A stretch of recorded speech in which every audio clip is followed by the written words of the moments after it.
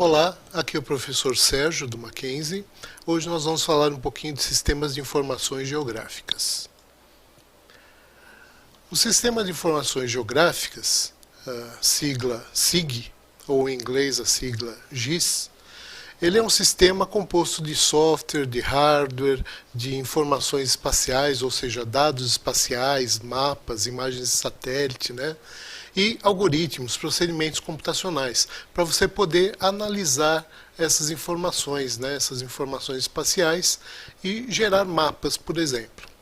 Existem alguns sistemas que são gratuitos, o que a gente vai utilizar no nosso curso é o QGIS, e existem alguns sistemas comerciais, o mais conhecido é o ArcGIS. A opção nossa pelo QGIS é porque os alunos podem baixar gratuitamente e instalar no seu próprio computador para poder fazer os exercícios e acompanhar as aulas, né? Apesar de ser um sistema gratuito, ele é um sistema bem desenvolvido, bem robusto e que hoje em dia é utilizado, por exemplo, pelas prefeituras, pelo Exército Brasileiro, pelo CET, né? Então, muitos órgãos, né, públicos, por exemplo, já utilizam QGIS.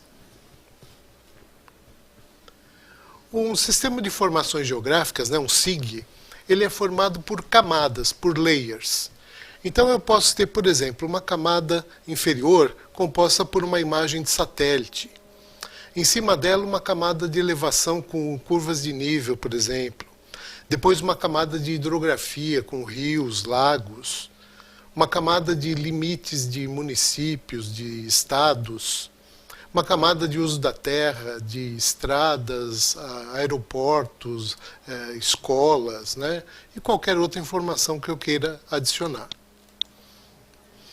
Nessa imagem, por exemplo, eu consigo enxergar pelo menos umas 3 camadas. Eu tenho uma camada de fundo, que é uma imagem de satélite, sobreposta a ela uma camada com o sistema viário, e ainda uma terceira camada com alguns ícones de pontos de interesse ou de outras referências. Esse é um exemplo que nós vamos desenvolver em um dos próximos vídeos. É um projeto que está representando aqui Brasília, né? Isso aqui é uma tela do software QGIS, e eu consigo ver do lado esquerdo uma lista de camadas, todas elas estão visíveis, né? Eu tenho um xizinho aqui deixando elas visíveis, tá? E aqui eu tenho a representação das camadas sobrepostas.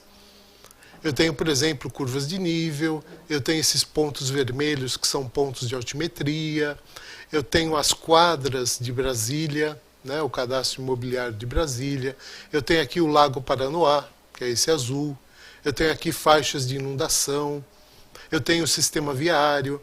Então, essas informações elas estão todas dentro de um único projeto no meu software QGIS. Para fazer uma análise mais precisa, geralmente você desliga as camadas, né, e deixa visível apenas aquelas que você quer analisar. Por exemplo, essa é a camada do sistema viário de Brasília.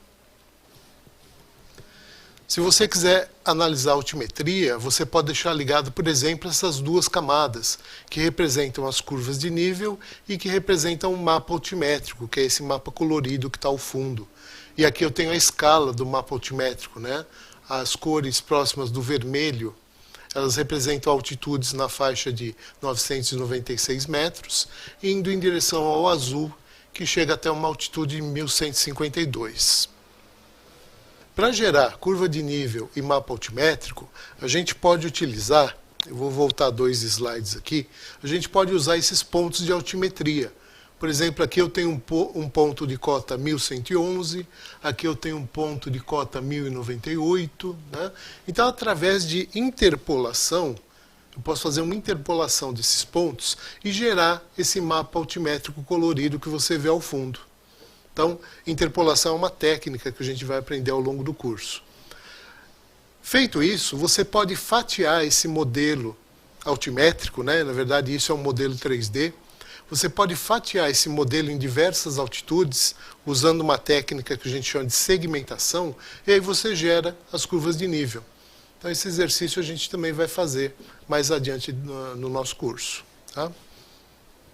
Eu falei que esse mapa altimétrico é um modelo 3D, você pode inclusive no QGIS visualizar esse modelo no formato 3D. Né? Essa região aqui, vocês devem lembrar há alguns anos o acidente que ocorreu em Brumadinho, né, o rompimento daquela barragem de rejeitos, foi exatamente nessa região aqui. Tá? Então eu tive um grupo de alunos que fez um estudo para ver o percurso, né, percorrido pela lama quando houve o rompimento da barragem. A barragem é mais ou menos nesse ponto aqui. Tá? Então eles fizeram esse modelo em 3D, fizeram a impressão disso em 3D também. Então isso foi feito por uma impressora 3D. Pintaram, né? Então isso foi pintado manualmente. E aqui é o caminho da lama. Para determinar o caminho da lama, eles colocaram um líquido com a ajuda de uma seringa, né? Que foi derramado aqui na posição da barragem e foi observado o escoamento desse líquido, delimitando aqui o caminho percorrido pela lama. Esse modelo 3D também ele pode ser fatiado, né? Você pode fazer um corte numa determinada direção e levantar o perfil do terreno. Então esse corte traçado aqui, essa linha vermelha, né, gerou esse perfil aqui, ó. Isso é importante, né, para a topografia, por exemplo, na área de terraplanagem, para você determinar, por exemplo, volumes de corte e aterro, né, e outras coisas. Eu consigo também no QGIS gerar, por exemplo, mapas de declividade. Então aqui é uma região ali de Brasília, onde você tem a divisão aí de declividade, né, terrenos planos, ondulados, montanhosos, né, você consegue gerar isso a partir do QGIS.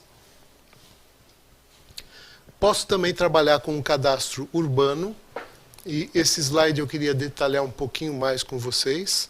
Eu tenho aqui as quadras, né, cada polígono desse daqui parece mais um quadradinho, mas é um polígono que pode ter vários formatos diferentes, né? Eles representam as quadras de Brasília. Brasília foi feita num projeto, né, para se parecer com um avião. Então essa parte aqui é chamada de asa norte, aqui embaixo a asa sul e ao centro aqui o eixo monumental. Como eu falei num vídeo anterior, quando você tem esse tipo de informação, isso daqui é uma camada vetorial, né, eu tenho sempre uma tabela de atributos com informações relativas a cada elemento dessa camada. Então aqui eu tenho uma tabela referente às quadras de Brasília. Eu vou ampliar no próximo slide essa região de cima aqui.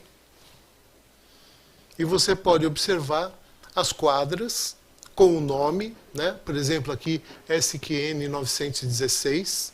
SQN significa Superquadra Norte. Então as quadras de Brasília são numeradas. E é interessante que em Brasília cada quadra tem um uso específico. Então você tem quadras residenciais, quadras comerciais, quadras de lazer, quadras onde você tem hotéis. E isso você pode visualizar aqui na minha tabela de atributos.